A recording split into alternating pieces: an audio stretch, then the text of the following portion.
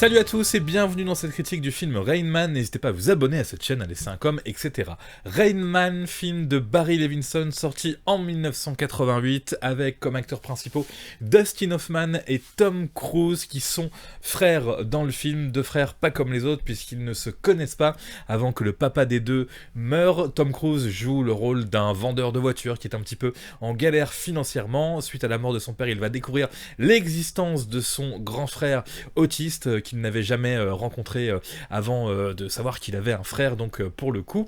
Dustin Hoffman, Oscar du meilleur acteur pour ce film, joue ce frère Raymond, atteint d'autisme, autisme savant comme on dit, même si c'est pas un terme forcément reconnu, c'est-à-dire qu'il est autiste, qu'il a du mal à s'intégrer socialement tout en ayant de fortes capacités de calcul mathématique ou de mémorisation, et forcément la rencontre de ces deux frères va créer plein de situations plutôt intéressantes, plutôt drôle. Vous l'aurez compris au début du film, le personnage de Tom Cruise est un petit peu un personnage égocentrique qui cherche plus d'argent de l'héritage que une vraie relation avec son frère, et puis petit à petit les deux vont apprendre à se connaître et forcément ça va changer. C'est aussi un bon film de road trip, j'ai trouvé, puisque le personnage de Dustin Hoffman ne souhaite pas prendre l'avion, Raymond, donc ils vont prendre la voiture pour traverser une partie des États-Unis, et c'est là aussi où va se passer plein de choses entre les deux. Je ne spoile pas trop puisque c'est aussi les petits détails, les petites choses qui vont leur arriver qui font tout l'intérêt de ce film, hyper émouvant, hyper intéressant, qui a permis,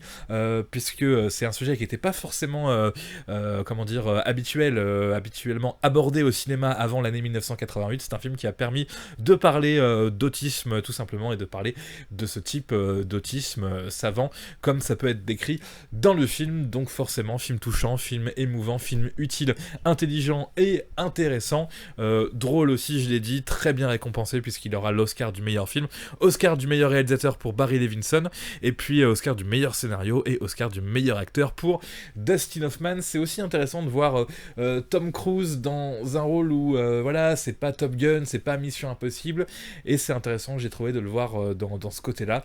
Dustin Hoffman, bon bah voilà, c'est un de ses films les plus intéressants dans toute sa carrière, qui lui vaudra donc un Oscar. Il en a eu un autre avant ou après, je ne sais plus, deux Oscars du meilleur acteur pour Dustin Hoffman, mais au moins un pour ce film Rain Man, forcément très intéressant. Je voulais juste aussi revenir sur cette actrice que je ne connaissais pas, que j'ai découvert dans ce film, actrice italienne qui a un petit accent du coup même dans le doublage français, Valeria Golino, qui est le troisième rôle de ce film et qui est hyper intéressante. Après j'ai regardé un petit peu sa filmographie puisque je ne la connaissais pas. Elle a fait surtout beaucoup de films italiens puisque c'est une actrice plutôt italienne, mais je l'ai trouvée plutôt intéressante. Voilà, Rain Man à voir au moins une fois pour ceux qui ne l'ont pas vu.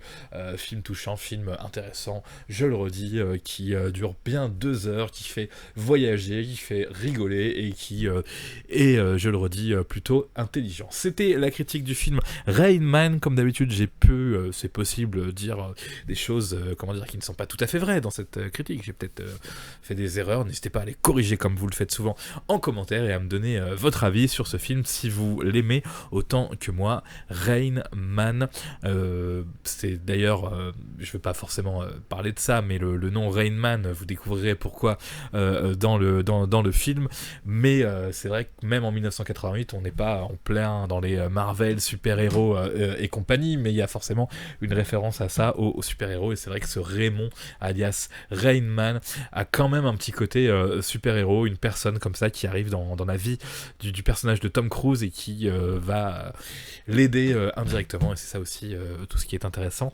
dans ce film. Et puis ça montre aussi l'Amérique de la fin des années 80 avec tout ce que ça peut avoir d'intéressant. Voilà, c'est tout pour cette critique, salut.